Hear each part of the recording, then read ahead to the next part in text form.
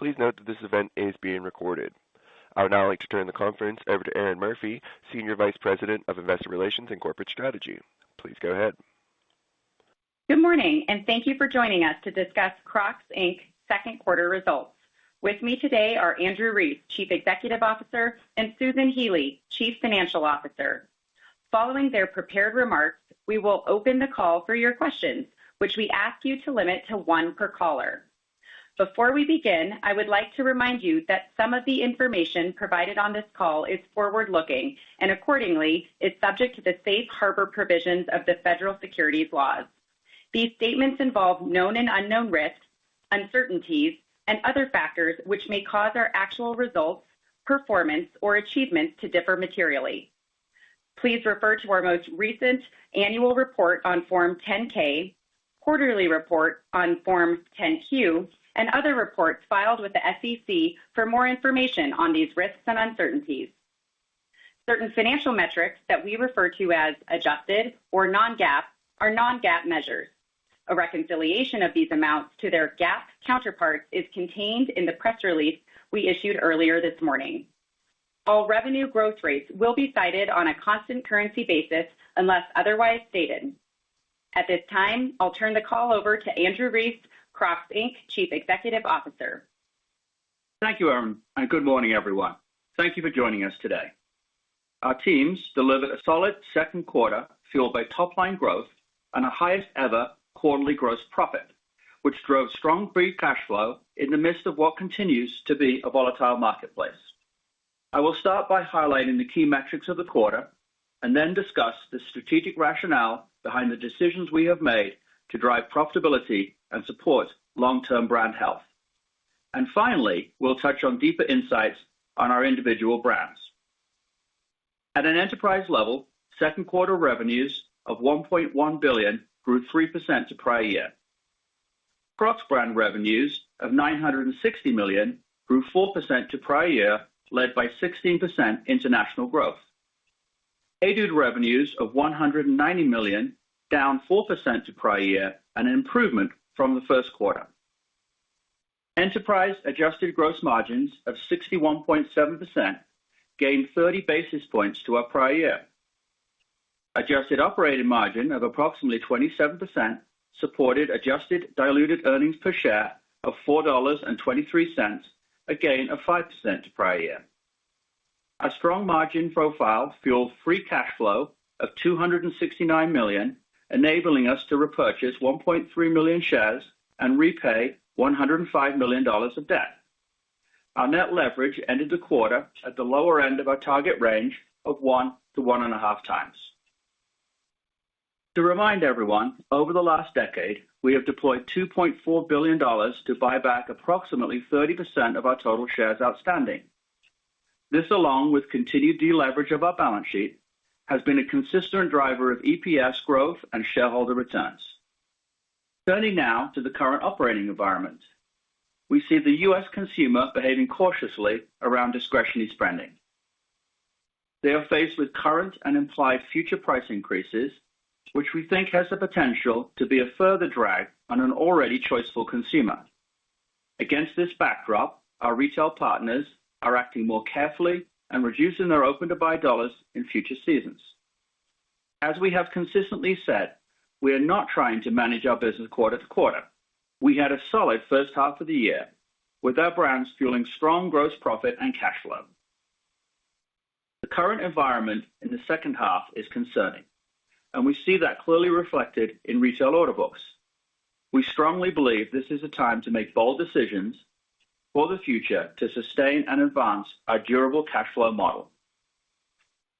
As a result, we have chosen to amplify certain measures in the second half of the year to protect brand health and profitability.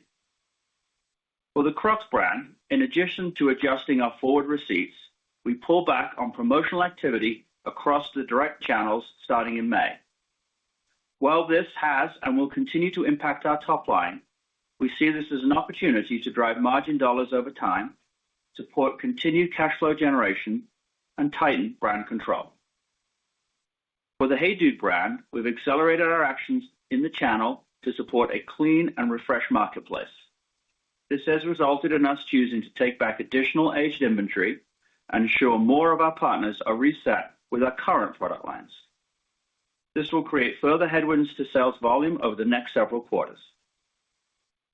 From an expense perspective, we've already actioned $50 million of cost savings and are identifying further cost savings opportunities. As it relates to inventory, we've opted to plan our business conservatively, proactively pulling back on receipts across both brands for the second half, primarily in the U.S. Without losing sight of the bigger picture, I want to remind everyone that over the last 3 years, we have made significant progress in diversifying our business, which will serve as a strong foundation to enable long-term sustainable growth. 1, we've moved from 1 brand to a 2-brand enterprise, fortifying our leadership within the casual footwear segment. 2, we've diversified our clog offering and have 6 major franchises that make up the majority of our clogs business. In addition, we've developed strong sandals and personalization pillars that will offer unique wearing occasions and enable self-expression. 3, we've accelerated our international growth business, which has grown from 38% of Crocs brand sales in 2022 to 52% in the second quarter. Collectively, this diversification should fuel durable, long-term growth for years to come. Now turning to performance by brand. For the Crocs brand, all of our key product pillars, clogs, sandals, and Jibbitz charms, grew in the second quarter. Clog iterations and emerging franchises drove growth within the clog category, including Echo, Bay, and In Motion. These results exemplify that when we deliver new innovation with clear storytelling through our marketing channels, the consumer responds with strong engagement. In Asia, clog, personalization, and height continues to resonate well. Outside of clogs, sandals continue to yield strong results, providing new, versatile wearing occasions for our consumer. During the quarter, we saw notable strength across our style franchises, which include the Brooklyn, Getaway, and Miami. As we moved into the summer season, the Miami went viral on TikTok, and we were chasing demand. Our consumer is responding well to neutrals and new materialization, including glitter and pattern finishes. As we look forward, the success of these 3 franchises is translating into shelf space gains, and we're adding new collections such as a Soho sandal next spring. Within personalization, our Jibbitz charms growth continues to be driven by distribution expansion in our international markets, improved in-store presentation, and success around elevated charms. We remain laser focused on our digitally led social-first marketing playbook, as this is a key ingredient in sustaining brand heat. In addition to bringing back franchise favorites like Cars, Pokemon and Minecraft partnerships were also standouts in the quarter. We furthered our connection to sport, growing our NIL athlete roster with first-round NFL draft picks Jackson Dart and Ashton Jeanty, who notably wore our Swarovski crystal-studded Crocs clogs on the red carpet. We continue to lean into social commerce as consumers more frequently start and end their shopping journeys on social platforms. During the quarter, Crocs remained the #1 footwear brand on TikTok Shop in the US, and we recently launched on this platform in the UK, where results have been strong out of the gate. Our plan is to continue to expand social commerce and live streaming platforms globally, and we expect this to drive new growth opportunities. Turning to performance by region. Our growth in the quarter was led by our international business, which registered revenue growth of 16%, led by the direct-to-consumer channel. Our international business represented more than half of our Crocs brand revenue mix this quarter. In China, we reported another quarter of strong revenue growth in excess of 30%. During the quarter, Crocs brand outperformed during mid-season festival, placing Crocs among the leading women's footwear brands on both Tmall and Douyin. We're deepening our connections with consumers through our roster of locally relevant celebrities and KOLs, including brand ambassador and actress Bai Lau and actor TJC. India saw double-digit revenue growth in the quarter, with outsized consumer demand across our classic clog and sandal franchises. We welcomed Rashmika Mandanna as our first brand ambassador in India. An inaugural Instagram post garnered over 400 million views. Japan grew nicely during the quarter, and Western Europe continues to perform strongly, led by France and Germany. Our North American business was down 6% to prior year as we pulled back on discounting on our DTC channels, most notably on clogs. We continue to see sandals as a growth vehicle, increasing double digits in the quarter as we further diversify our business.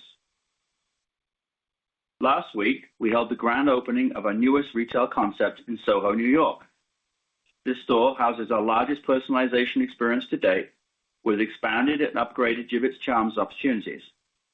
In addition to our mainline product, consumers can find New York exclusive products as well, as a dedicated assortment of elevated EXP product line with dynamic digital storytelling.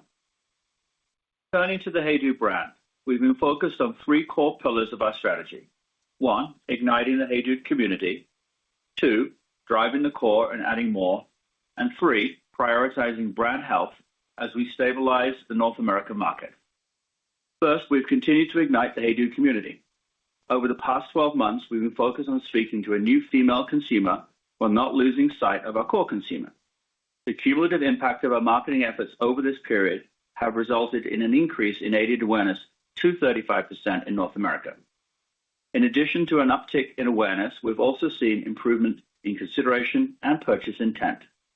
With these advancements, HEYDUDE is now poised to further engage our core consumer.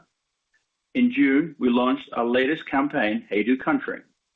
This campaign is rooted in authenticity and plays into several of our brand affinities, including music, pre- and post-sport, and travel.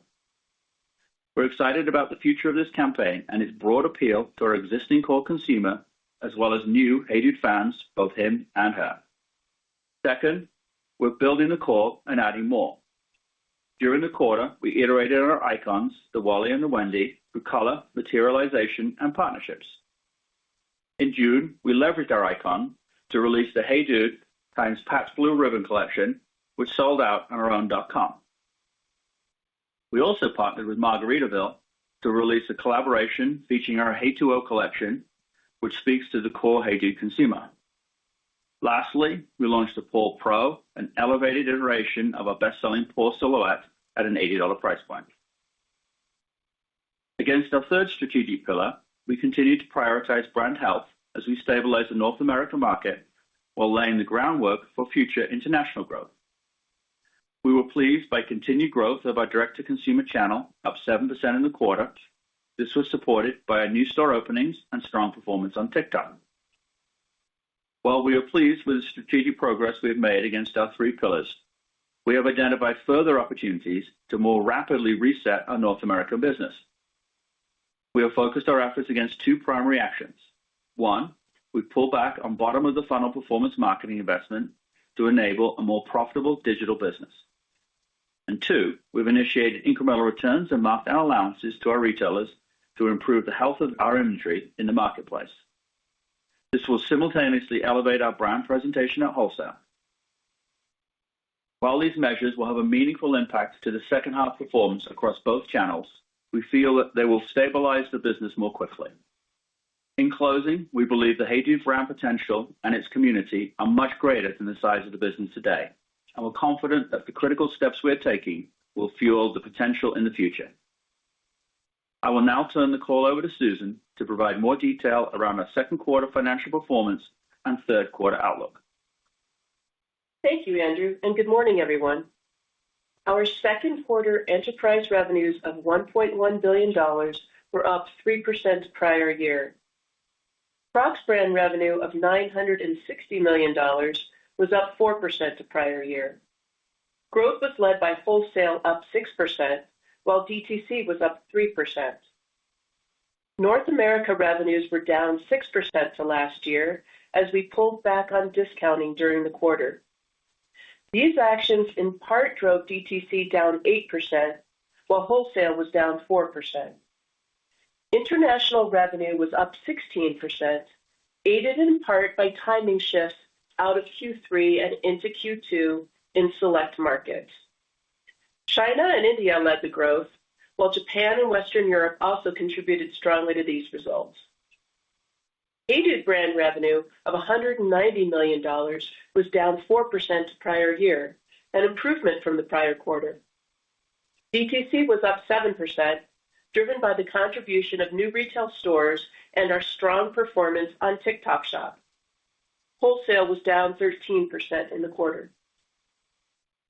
Enterprise adjusted gross margins of 61.7% were up 30 basis points to prior year. Crocs brand adjusted gross margin of 64.1% was approximately flat to prior year. HEYDUDE brand adjusted gross margin of 50.2% was up 110 basis points to prior year, primarily due to distribution and logistics efficiencies. Adjusted SG&A dollars for the quarter increased 12% versus prior year. Adjusted SG&A rate was 34.7%, up 270 basis points compared to prior year, driven by incremental investment in talent, DTC, and marketing. This excludes the non-cash impairment charge of $737 million on HEYDUDE's intangible assets. This impairment comes as a result of a longer than expected timeline to stabilize the HEYDUDE brand and return it to growth, due in part to a weaker U.S. consumer and the disproportionate impact of tariffs on HEYDUDE product. Adjusted operating margin of 26.9% was down 240 basis points compared to prior year. Adjusted diluted earnings per share of $4.23 was up 5% to last year. Our non-GAAP effective tax rate was 17.7%, which reflects the tax impact of intra-entity transactions and excludes the impact of the HEYDUDE impairment. Our inventory balance as of June 30th was $405 million, up 7% to prior year, in part due to the elevated cost of inventory from tariffs.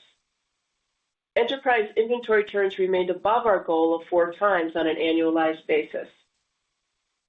Our liquidity position remains strong, comprised of $201 million of cash and cash equivalents and $784 million of borrowing capacity on our revolver. During the quarter, we repurchased approximately 1.3 million shares of our common stock for a total of $133 million at an average cost of approximately $102 per share. In the first half of the year, we repurchased 1.9 million shares, or 3% of our outstanding shares. We had $1.1 billion remaining on our buyback authorization as of the end of Q2. We ended the quarter with total borrowings of $1.4 billion and net leverage at the lower end of our target range of 1 to 1.5 times. Before I discuss our outlook, I want to briefly touch on tariffs. Last week, the U.S. extended the pause period on a series of incremental tariffs on countries in which we source our product. While we can't predict future tariff changes, we are planning our business at the current rates. The impact from these incremental rates equates to approximately $40 million in the second half of 2025 and approximately $90 million on an annual basis based on our current sourcing mix. Now moving to our outlook. It continues to be difficult to fully project the financial implications of changing global trade policies, as well as to predict how consumer sentiment and purchasing patterns will evolve. Therefore, we are not reinstating full-year guidance at this time. However, we would like to provide some visibility for the third quarter. For Q3, we expect consolidated revenues to be in the range of down 9% to 11% at currency rates as of August 4th. This revenue range is based on the visibility we have to orders from our wholesale partners, a reduction of discounts in our Crocs DTC channels, the pullback of performance marketing for HEYDUDE, the incremental cleanup actions we have elected to take for HEYDUDE, as well as the potential range of outcomes against a weakening U.S. consumer backdrop. Within this range, we expect the Crocs brand to be down mid-single digits, led by declines in North America, offset in part by growth in international. This includes our expectation that the second half wholesale environment will be challenging for both brands based on the visibility we have in our current order books. Adjusted operating margin is expected to be in a range of 18 to 19%, including an anticipated approximate 170 basis point impact from tariffs and deleverage of expenses tied to our reduced revenue outlook. We plan to continue to buy back stock and pay down debt while remaining within our target net leverage range of 1 to 1.5 times. Based on the current environment, we are rapidly actioning additional cost-saving measures across the enterprise in Q3. I will now turn the call back over to Andrew for his final thoughts. Thank you, Susan. While the current environment has created uncertainty for the industry and for our consumers, I'm confident that the increasingly diversified sources of growth we are developing and the strategic actions we are taking will position our brands for consistent and profitable long-term growth. At this time, we'll open the call for questions. And we will now begin the question and answer session. If you would like to ask a question, you may press star then one on your touch-tone phone. If you are using a speakerphone, please pick up your handset before pressing the keys. To withdraw your question, please press star then two. And at this time, we will pause momentarily for the first question.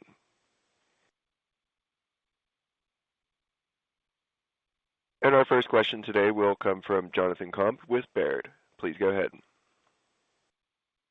Yeah, hi, good morning. I want to start just by asking about Crocs North America and the outlook for Q3.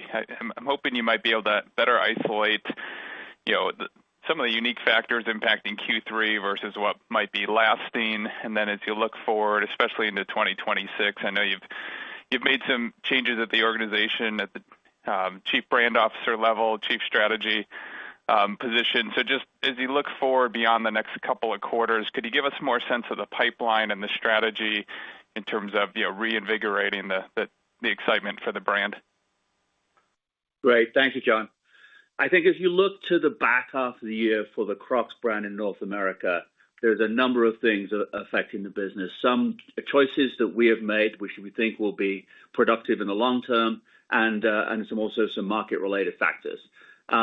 Our consumer is an incredibly broad-based consumer. If you look at our demographics and who we sell to for the Crocs brand, it's essentially the general population. So as you look at the general population, there is a portion of that consumer base which we I think is ample evidence that they are super cautious. They're not purchasing. They're not even going to the stores, and we see traffic down. So we're certainly affected by that, and we see that flowing through into our back half in terms of really our wholesale business and a little bit of our outlet business where we see that lower end consumer. So we see, our order books down, and we see a trajectory for our wholesale business that is unintended and not necessarily out of our control, but that is what it is.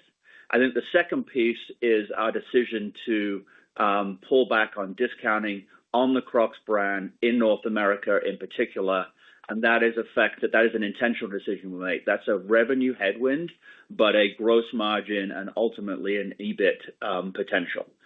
We think that's important to do that because as we looked at the trajectory and the discounting over time, we saw it increasing, and we think that is detrimental to the long-term health of the brand. So that's really, I think, when you kind of look at the North American market. What I would say is we've got consumer innovation coming into the market. We've seen a strong trajectory in the summer season from our sandal business. We think that grows next year. We see new product innovation on clogs and sandal coming in the fourth quarter. We have, I think, significant product innovation on sandal in the first half of next year, and we're continuing to accentuate and grow our personalization business, both in Jibbitz and expanding that beyond Jibbitz into a broader personalization offering. I would also add that in Q2, we saw strong international growth for the Crocs brand, and obviously growth overall. And I think we've talked about repeatedly that we see international as a continued important growth driver for the brand. I think the other thing you referenced was some some personnel changes to strengthen our management team. I think we feel really good about those. Terrence is getting settled as the Chief Brand Officer over both brands, I think, and driving a level of energy and creativity, which we're excited to see come to market. And we've strengthened our sort of growth and transformation with the addition of a strategy and growth officer. So we feel great about the team. I think it's going to be a difficult period to navigate in the next half year for the Crocs brand in North America, but we think we're doing the right things for the long-term potential of the brand. Okay, great. I appreciate all that color. Just two follow-ups, if I could. Do you think in some of your core family channels, are you losing share in the order book at all as larger competitors come back with emphasis on the channel? And then just any more detail on protecting the profitability. I don't know if you were surprised by the magnitude of the revenue slowdown, just given the size of the deleverage that you're implying for Q3. Looks hard to see, where you're seeing progress on protecting profitability just based on the Q3 outlook alone. Thank you. Got it. Yep, that makes sense. So yes, I think if you look at I think what you're referencing, we do see an athletic trend in the marketplace. I think everybody's well aware of that, talked about that. There is, I think, a clear athletic trend. The consumer's migrating back towards athletic. We know that is a cyclical trend. And as we look at some key athletic events coming up, we do think that will persist for a while. You've got the World Cup next year. You've got the LA Olympics in a couple of years. And I think the athletic brands are building innovation into that, which they typically do. So that's a little bit of a headwind. I think we can fight that headwind in the long term. And we also know that our brand is well positioned against pre and post sport. So I think athletic headwind is providing some pressure on open to buy. It combined with the consumer uncertainty of that very broad consumer base. In terms of protecting profitability, yes, I think there's a couple of things. If you look at Q3, 170 basis points of the deleverage are tariffs, and obviously that will continue into 26 and beyond. I think, and in her prepared remarks, Susan gave you some good color on what that looks like. And in terms of, I think, I'm anticipating that Q3 is a bit of a low spot in our EBIT potential. We've taken out $50 million of cost savings already. Some of those are spread between gross margin and SG&A. And we will look, and we're currently engaged in a extensive process to drive incremental cost savings or incremental SG&A reductions throughout the remainder of the year. Okay, thanks again. Thank you. And our next question will come from Chris Nardone with Bank of America. Please go ahead. Thanks, guys. Good morning. So first, are you seeing anything in your Crocs international business that is implying a material step change for your back half outlook relative to the mid-teens growth in the most recent quarter? And then on your global Crocs direct business, is the slowdown that you're embedding in your 3Q guidance, is that matching what you're seeing, or are you baking in a scenario where sales continue to sequentially get worse throughout the rest of the quarter? Okay, let me answer the international piece. I'm going to come back to you on the DTC piece. I didn't quite understand what you're asking there. So from an international perspective, there are always a kind of few puts and takes between quarters, particularly around your distributor business, and you're probably well aware our distributor business is substantial. And so, but in the long run, a mid-teens growth trajectory for our international business, we feel very good about that. I think we highlighted in prepared remarks, strong growth in China, really successful mid-season festival, strong growth in India, another very large potential market, good performance in Western Europe, and actually a return to growth in Japan, which we're also excited about. So I think our international business remains really important to us. It is going to be a driver of growth. I would also highlight in Q2, it was the majority of our Crocs business, right? We passed the 50% mark in terms of the international business being bigger than our domestic business. I think puts and takes between quarters will be kind of around that longer term trajectory. The second piece I'm not 100% clear what you were asking there. Yeah, so I'm just trying to get a sense of, I know you're not guiding 3Q by channel, by region per se, but, we're a little over a month into the quarter. It sounds like the outlook's getting a little bit worse. Are you baking in things sequentially getting worse as we move through the quarter, or are you kind of calling the 3Q guidance based on the trends you're seeing as of today, the first couple weeks of the quarter? Yeah, we're not baking in it getting sequentially worse as it goes through the quarter. From now, we do think the back half is worse than the first half, right? Based on the things I talked about earlier. But do we see it sequentially declining from sort of our July trajectory as we go through the year? We're not anticipating that. I think there is an element of cautiousness, and we recognize the consumer is pretty unpredictable, particularly here in North America. We do see sort of fairly significant fluctuations week to week. So I think we've got some cautiousness embedded in it, but we haven't embedded a downward trajectory month over month from now. Got it. That's very clear. And then just to Okay, sneak one more in, just on margins, I just wanted to get a sense of how you're thinking about taking price for both brands, and what's included in your margin guidance in terms of mitigation strategies around tariffs. It sounds like you're pulling back on promos and DTC, which is leading to lower volumes. So I'm just wondering if that's making you rethink whether you think you can take price across both brands. Yeah, I mean, so I think we can, over the medium term, mitigate the impact of tariffs.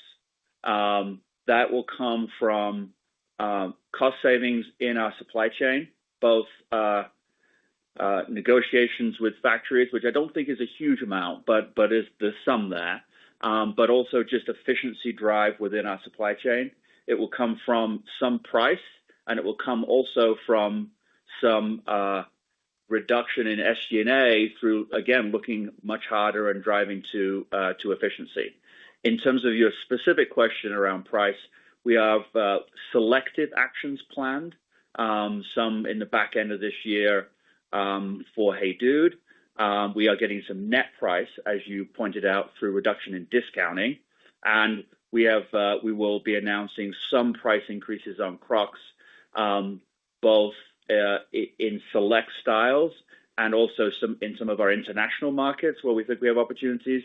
So we're going to, I think, be very strategic about where we get price. We don't think this is a market that we can be taking all of our prices up, by a certain amount to simply mitigate the tariffs. I don't think that's realistic, given where our brands sell and the very broad base of our consumer base.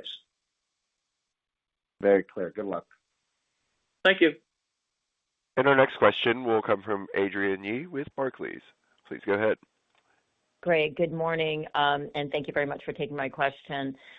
Andrew, I guess my question is, given the down 9 to 11%, how much of that is due to kind of the wholesale pullback? Is that a reaction to the front order book, or is that more of a proactive management given kind of everything that about what's happening and potentially with the consumer kind of demand environment? And how do you think about philosophically balancing that with the risk of losing shelf space in the marketplace? Right. So I would say the guide embeds the order book for both brands, right? So Yep. We're not anticipating an erosion of order book. It embeds the order book where it sits today. And I would say it also embeds conservative assumptions around, returns or cancellations, right? So we're definitely, I think, being very cautious about how we're anticipating the market flowing out over the next 6 months and how the consumer is going to react. In terms of shelf space, I think, in response to John's question, I think in some channels of wholesale distribution, we are losing shelf space relative to other brands, relative to the athletic brands. And I think we are working to make sure that we drive incremental shelf space with sandals. We certainly picked up shelf space in the summer with sandals. We think we will pick up more shelf space in sandals next year. But a significant part of our clogs business is done through our DTC channels, right? It's done through our retail stores and our digital channels. And obviously, I think we're maintaining market share through those channels. Okay, great. And then my just clarifying question, you said that within that guidance of down 9 to 11, that Crocs, if I heard correctly, would be down mid-single digits. Correct. So Hey Dude will then the trajectory of Hey Dude will worsen pretty significantly. Are you seeing more of this wholesale kind of pullback and more of the actions, the reset actions at the wholesale brand? Yeah, I think the principal driver of that leg down for Hey Dude is the actions that we are decided to take, right? Yep. The first is the reset of some inventory in the wholesale, and that's pretty significant. And that will be done essentially in Q3. So that's a meaningful amount. And the second is the reduction of marketing, so performance marketing on our digital channels, where we've seen that creep up over a number of quarters. And we got to a point where the marginal profitability was really not there. So we took a tough decision to reset that. So it's principally due to those two things. I wouldn't say the wholesale trajectory, in an audible trajectory, is dramatically worse than Crocs. It's a little bit below, but those are the two biggest things. Okay, thank you. And then two clarifying questions for Susan. When you say the current tariff environment, you mean the August 1st, right? All that whole litany of kind of new numbers for all the different separate countries. Is that kind of the new 90 million annual growth unmitigated? And then secondarily, the inventory up 7%. How much of that is now due to the cost of tariff? Thank you very much. Yeah, so on the first part of your question, yes, that is an up-to-date number, I think, as of hot off the presses. So, that includes everything that we heard as of August, plus I think there's a 50% tariff on India that we have incorporated in that number. India is a meaningful but not the largest country from which we source exports to the U.S. And then your second part of your question was about inventory. Up 7%. We don't break that out, but a meaningful portion of that is the cost of the tariffs, and we capitalize that in our inventory and recognize that as we sell the product. Okay, thank you very much, and best of luck. Thanks for all the information. And our next question will come from Anna Andreeva with Piper Sandler. Please go ahead. Great. Thanks so much. Good morning, guys. Just to follow up on the pullback in promotional activity at Crocs in North America, did you quantify that impact in the second quarter, or how we should think about that for 3Q? And we still see Crocs around promotions around big events, whether it was Memorial Day or July 4th weekend. So just trying to understand how we should think about the magnitude of that pullback manifesting. And then secondly, to Andrew, on the shelf space losses to athletic, just trying to understand, athletic space has been strong for some time now. Why do you think your losses are accelerating now? Got it. So we haven't quantified in dollars the amount of the pullback relative to the reduction in discounts. But what I could say is if you look at Q2, which is a down essentially almost 6%, right, for North America for Crocs.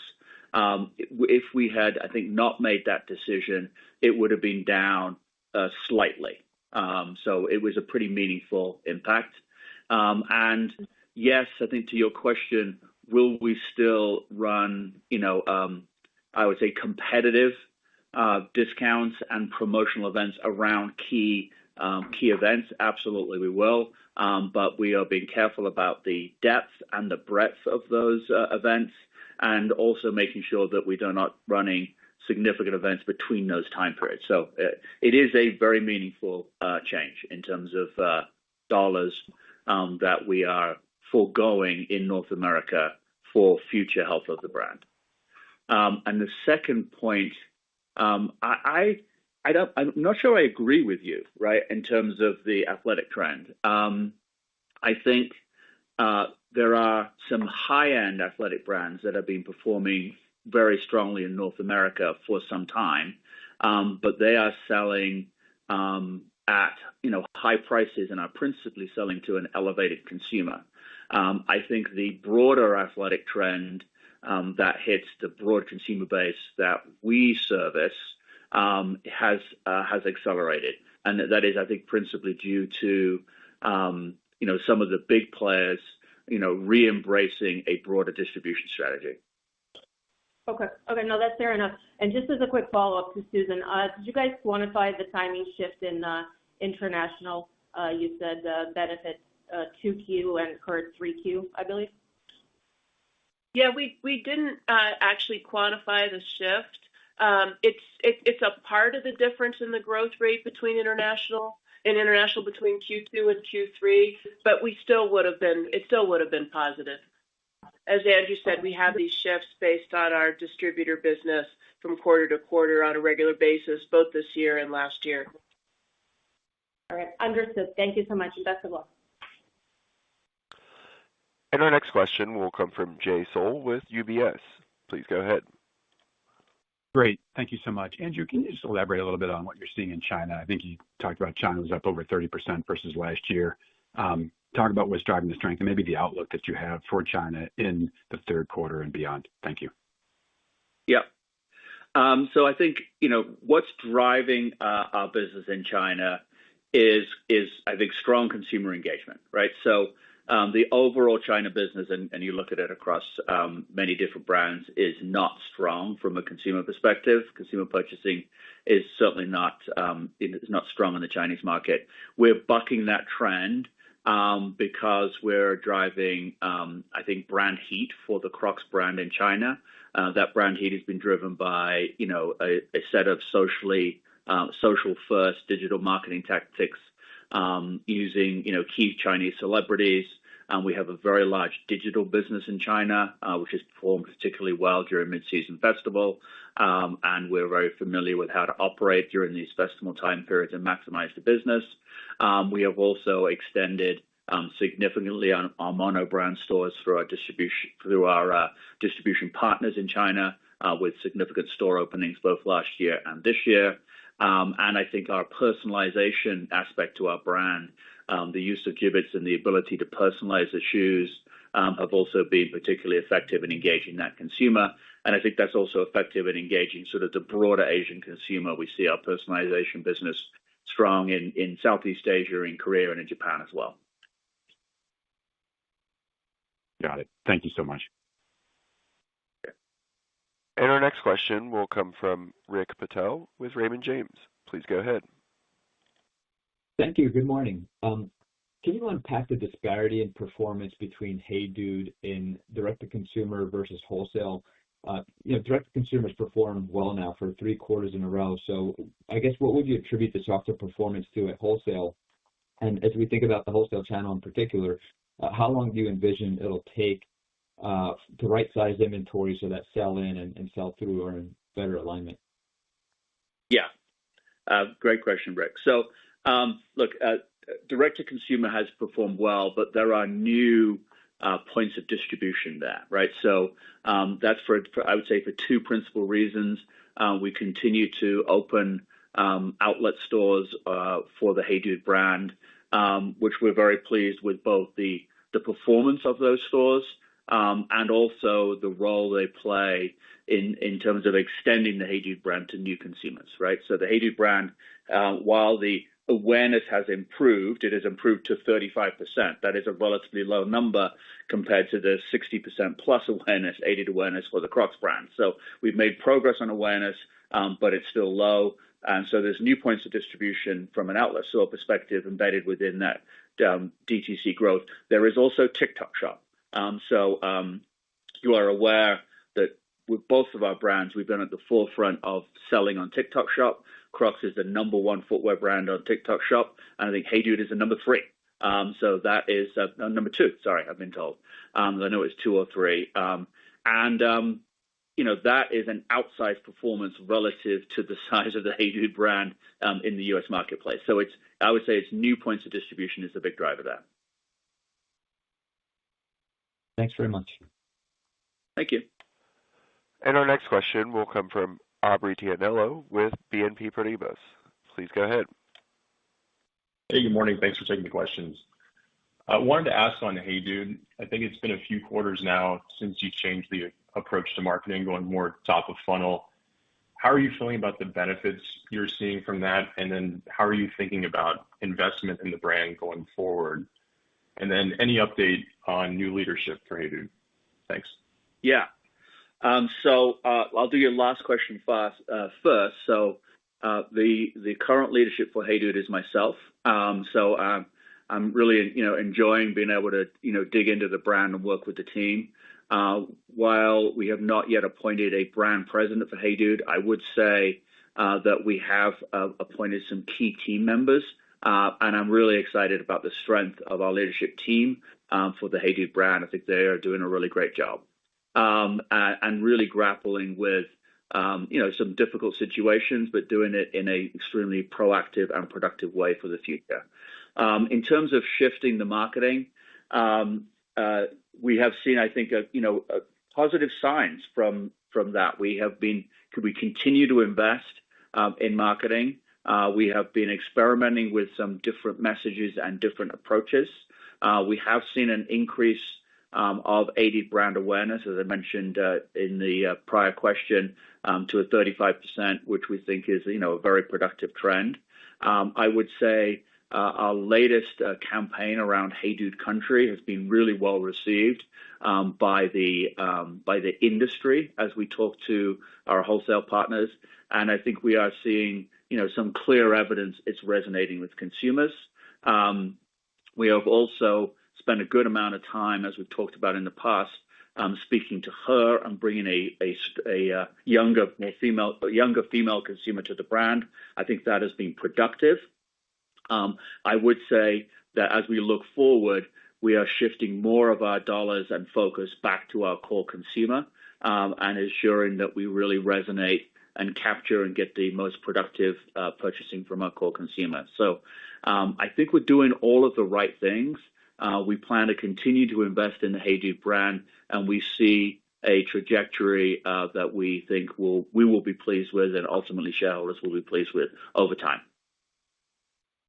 Thanks. And if I could just sneak in a follow-up on capital allocation. In the first half, you're ahead of where you were last year in terms of share repurchases. Does that continue into the back half, or is that different now with the new revenue trajectory? Yeah, so let me try to address that. Consistent with our past practice, we really don't commit ahead of time to our capital allocation, how we're going to allocate our free cash flow. But as you can see from what we did in the first half of the year, we really believe our stock is an excellent value. And consistent with our 1 to 1.5 times target range, we're going to continue to allocate free cash flow to buy back stock and pay down debt as we see the opportunities.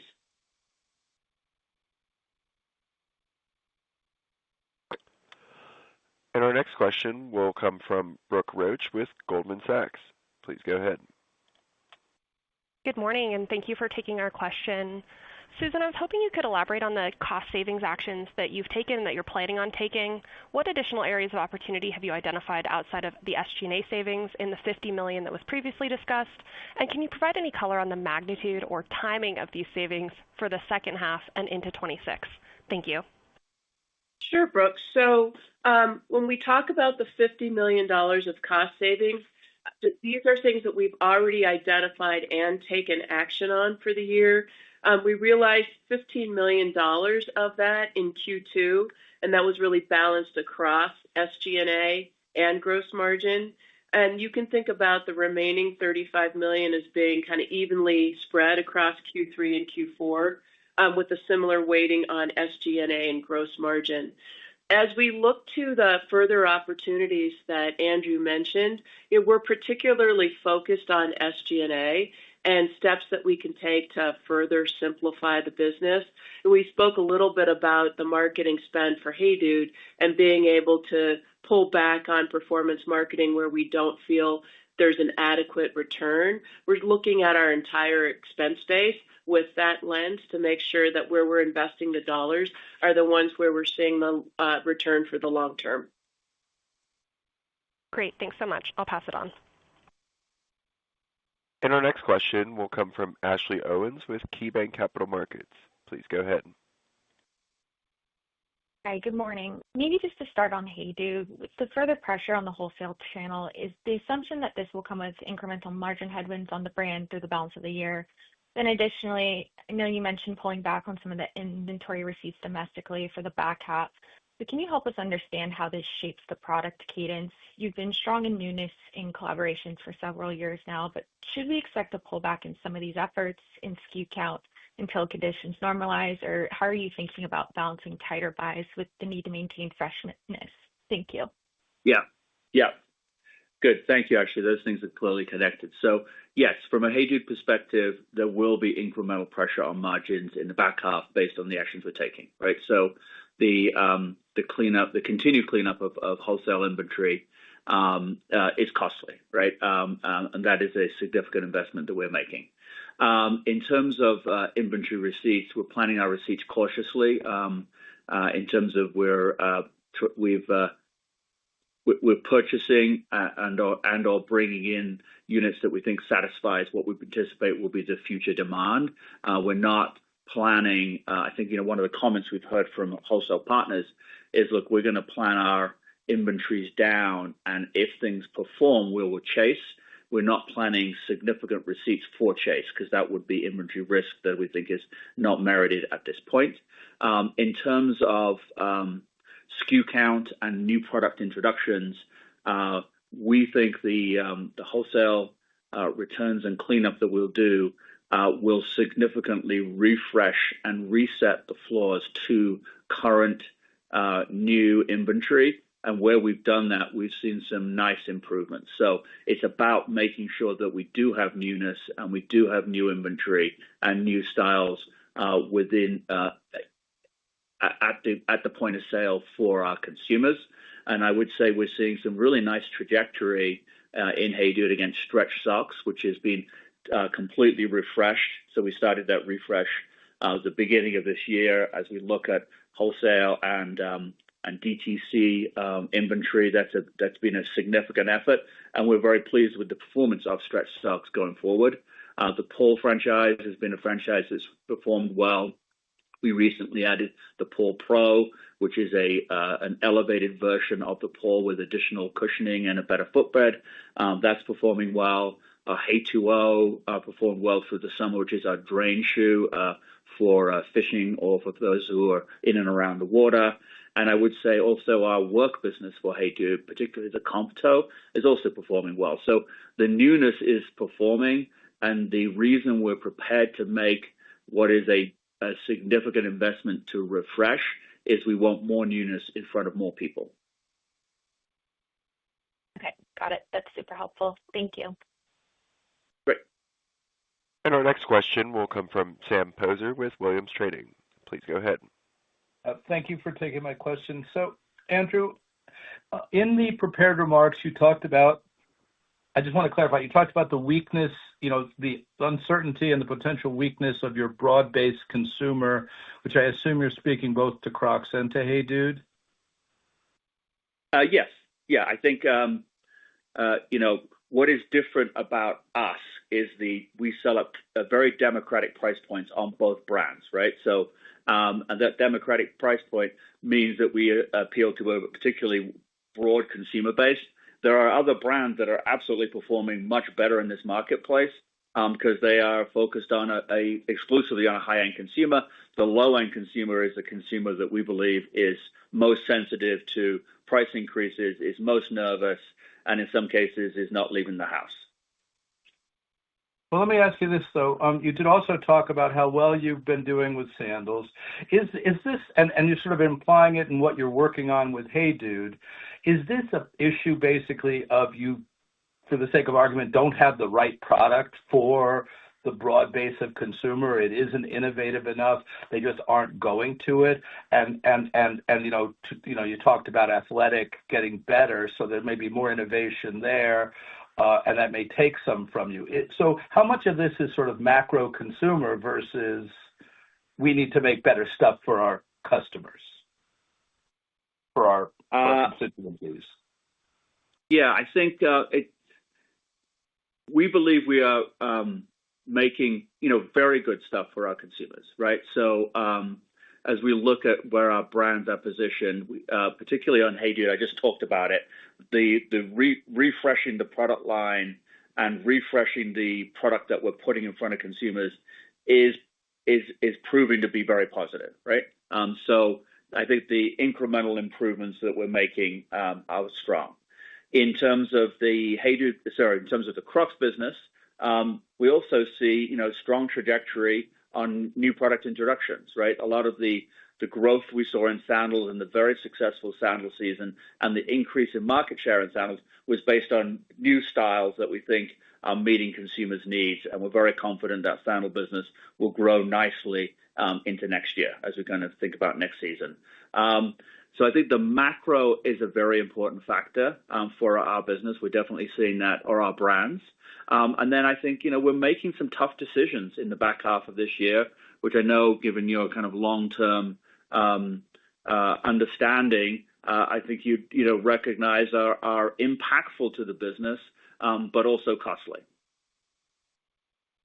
And then I guess the question is, last thing, what percent of your business, of your Crocs business, was sandals this year? What was the penetration versus last year?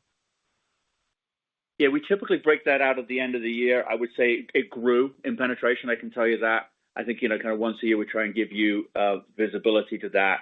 But it was, we said it was 13% last year in terms of penetration.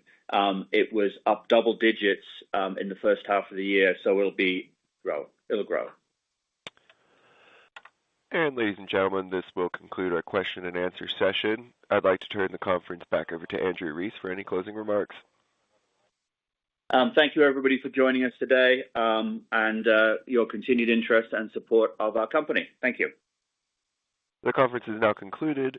Thank you for attending today's presentation, and you may now disconnect your lines at this time.